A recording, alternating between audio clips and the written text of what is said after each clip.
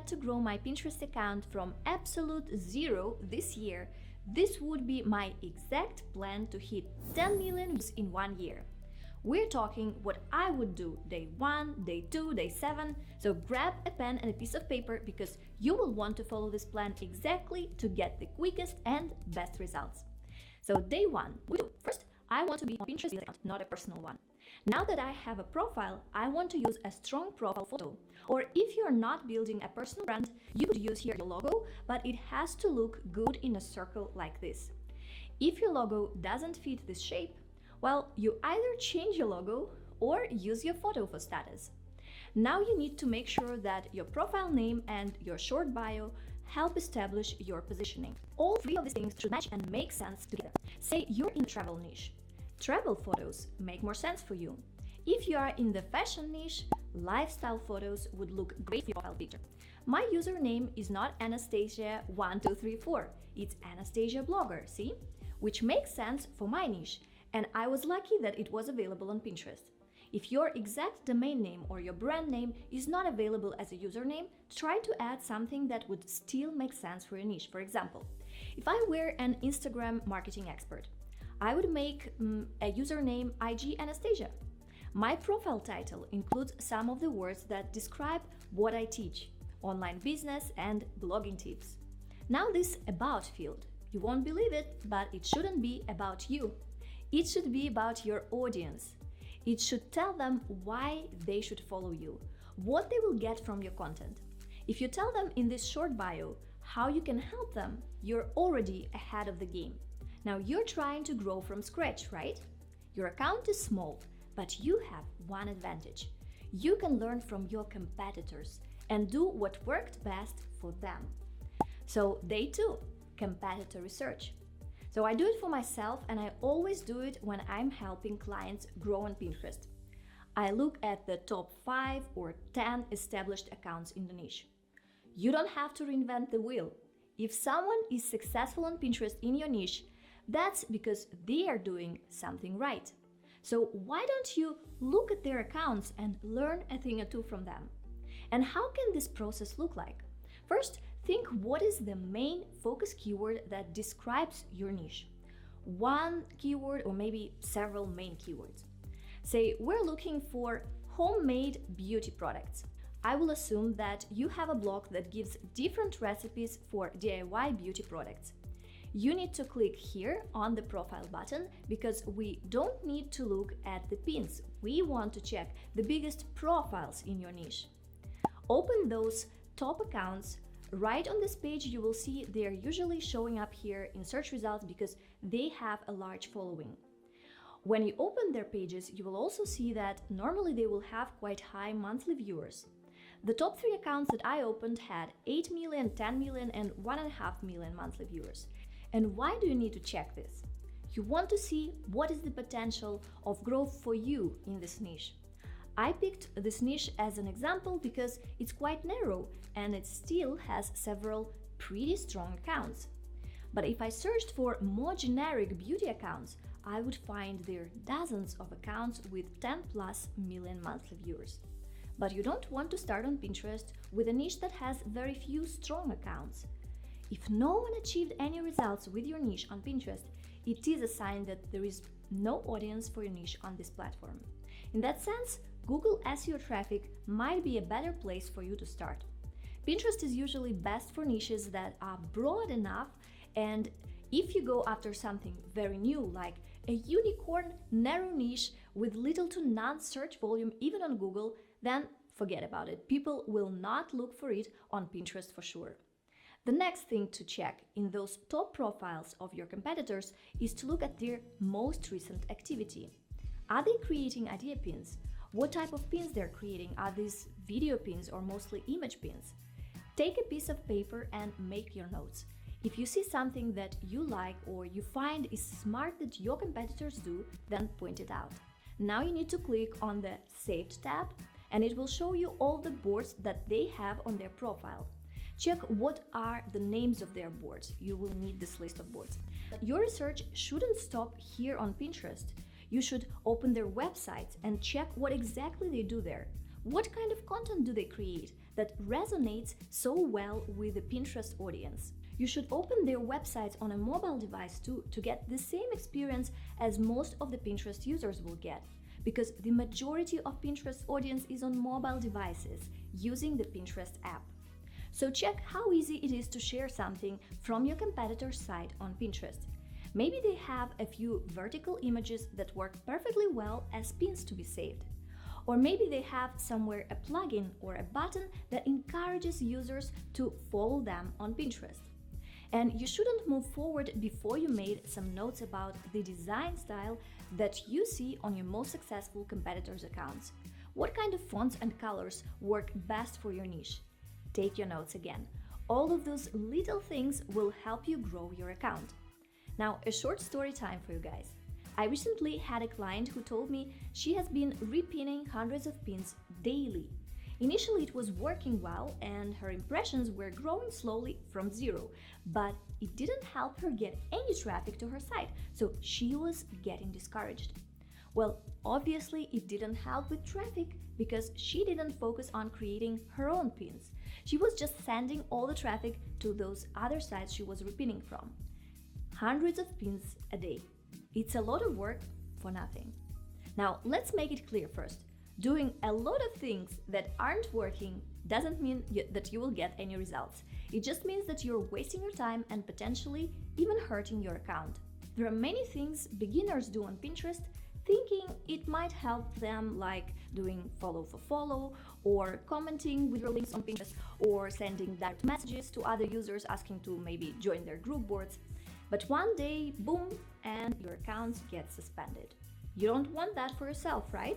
So let's continue with the right steps that will take you from 0 to 10 million monthly viewers on Pinterest. So day 3, you need to start understanding Pinterest SEO and create your Pinterest boards. Pinterest is not just a social media site, it's also a search engine. It shows you visual search results. It tracks users' activity on the platform, it knows their interests and their history of search queries. So you've got to play the game on their terms.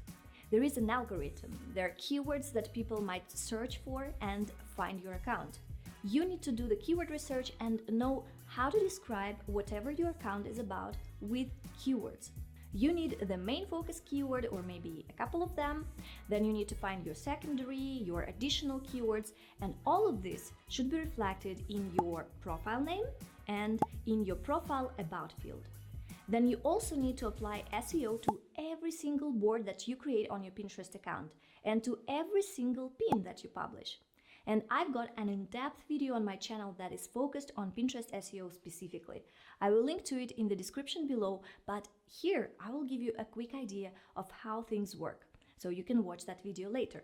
As a user, when you type in some keyword, Pinterest shows you relevant pins as a result. They can be idea pins, which are like stories on Instagram, or video pins, or regular image pins. But they will all be relevant to your initial search. You will see additional keyword suggestions showing up below the search bar. These are all popular keywords related to the main keyword that you searched for.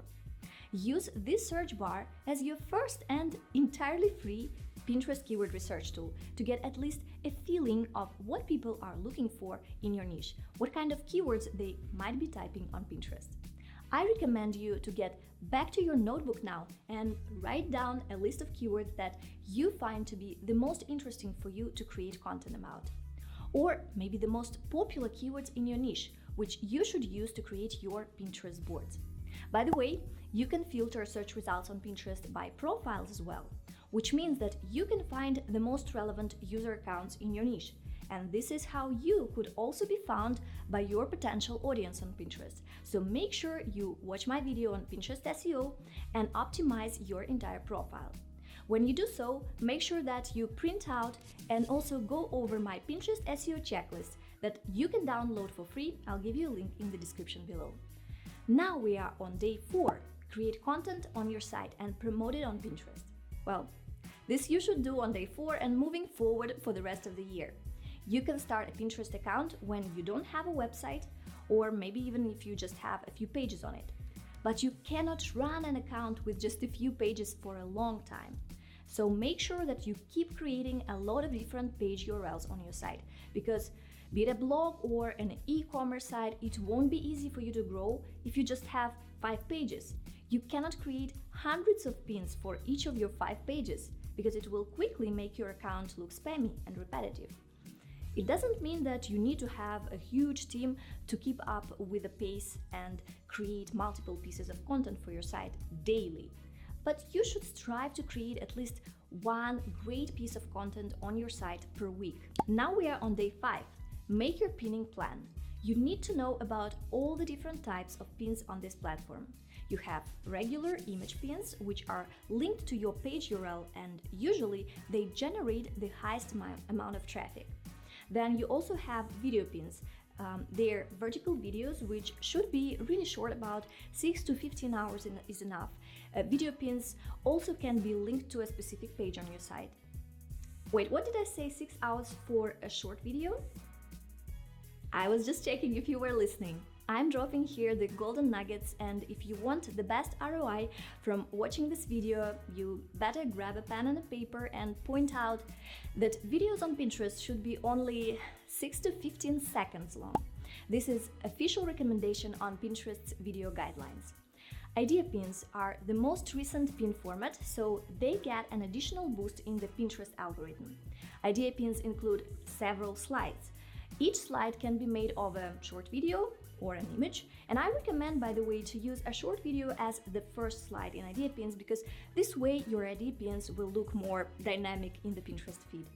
Then I would highly recommend you to use my favorite time-saving strategy: content repurposing.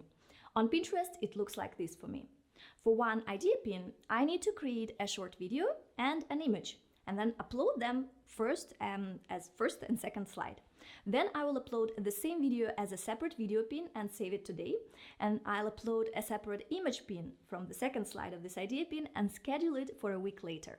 Video pins and image pins allow you to add a destination URL, so that will drive you traffic. Idea pins don't drive you traffic directly, but they're great for growing your account overall, including following numbers and impressions. They're also helping you get more traffic to your regular image pins. I published another video explaining how creating idea pins for a month on a daily basis helped me grow my traffic by 50%, and I've shown how this works in the Pinterest algorithm. So check the link to this video up there and in the description below. Now we're on day 6. Improve your pin design. Creating different format of pins is good, but it's not enough. You need to create beautiful and click-worthy pins that people will love to save to their boards, and pins with intriguing text overlay that will make people click on the image and visit your site. I cannot stress enough how important is the visual appeal of your content on Pinterest. Users who don't care about pretty and visually appealing content don't hang out on this platform.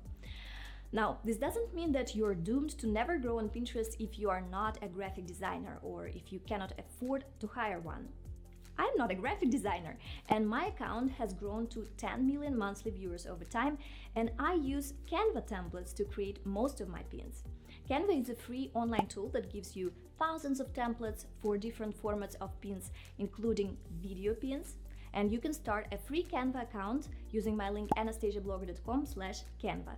And all you need to do there is just customize the templates by maybe changing text overlay or replacing background images. Canva also has a huge collection of stock photos right inside the tool, so you can just search for whatever you need, drag and drop the image, and you're good to go. When you use these Canva templates, my best advice for you, if you're not a designer and you're not sure about your choices of fonts and colors, just stick as much as possible with what is already offered in the template. Because sometimes people take a pretty template and they change it to a point when it becomes kind of the opposite of what's visually appealing. And you want to use the templates specifically because they already have good fonts and color combinations, and they're already selected for you. So don't try to fix what already works well. Now, within my program, Pinterest SEO Traffic Secrets, I go into the nitty-gritty of creating beautiful and viral pins. And if you're interested in learning more about what kind of pins go viral on Pinterest and much more, you can check out more about this paid program in the description below. Now we are on day 7, batching content. Now, this step is entirely up to you. If you like to log into your Pinterest account several times a day and post everything manually, you can do that. For me, I would probably try to batch everything what is possible to batch. So for instance, you can schedule video pins and image pins, but for now you cannot schedule idea pins. You can plan pins on Pinterest Scheduler, native scheduler, but only up to 2 weeks in advance and only one board at a time. So I prefer to use Tailwind Scheduler, and you can create a free account with Tailwind using my link anastasiablogger.com/tailwind. And it allows you, by the way, also to schedule Instagram and Facebook posts. Anyway, what I would normally do, I would schedule in Tailwind every image pin or video pin that I created to about 3 most relevant boards, and I would use a 7-day interval in Tailwind. But I understand that batching can be not a good idea for everyone. Maybe if you are a stay-at-home mom and you have many short periods of time while your baby sleeps throughout the day, then you can just do a little bit of work every time. Or maybe if you're a student who is on a long holiday, maybe you have a whole week to sit and create content 3 months in advance for your Pinterest account. Now, what do you do next? That was a lot of information, so I hope if you're still with me, leave me a comment below. Just say something like, I'm still here.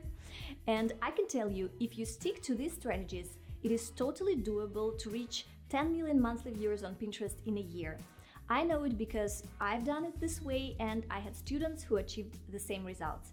But I will leave you with a few bonus tips that you can implement beyond that first week and use it for the rest of the year. So bonus tip number 1, pay attention to your analytics on Pinterest. If you see some of your pins are getting traction, then study analytics for these pins, because Pinterest doesn't only give you the analytics for the overall account, you can also open analytics on a particular pin. Be a learner, try to understand why this particular pin stands out and what makes it go viral. Because marketing is not about hard truths, it's all about experimenting. Now, bonus tip number 2, don't join group boards. I told you to do competitor research in the first week, but one thing I wanted to note is that a lot of older accounts on Pinterest might be in lots of group boards, but it doesn't mean that you have to waste your time trying to join them as well. It only seems like these older accounts are successful because of the group boards. In reality, posting to group boards used to be a strategy that worked over 3 years ago, but then Pinterest has changed their algorithm and announced that large, generic and spammy group boards will lose distribution power and they're pretty much useless now. So most established accounts still have some of those group boards because maybe they just forgot to delete them, or maybe some of these group boards are actually their own group boards, and so they're worried if they deleted them, they would lose some of their some of the data in their analytics. Now, bonus tip number 3, study what works in your niche. So I like to say that pins with text overlay are more efficient. And that's true for the most part. But in some niches, people want the image without any distractions on it. For example, let's take art or maybe wallpapers. So users might want to save them as a background on their smartphone. They want the image and they don't want any text on it. The same goes, for example, for 3D art or architecture. People just want to save the exact photo and the text on the image would just ruin it. You will only discover this when you do your own research for your niche. So don't put the pressure on you to reinvent the wheel. Do what already works in your niche to get the quickest results. Now that you have the plan to grow, I also want you to avoid the worst mistakes on Pinterest that I see people do all the time. So now you should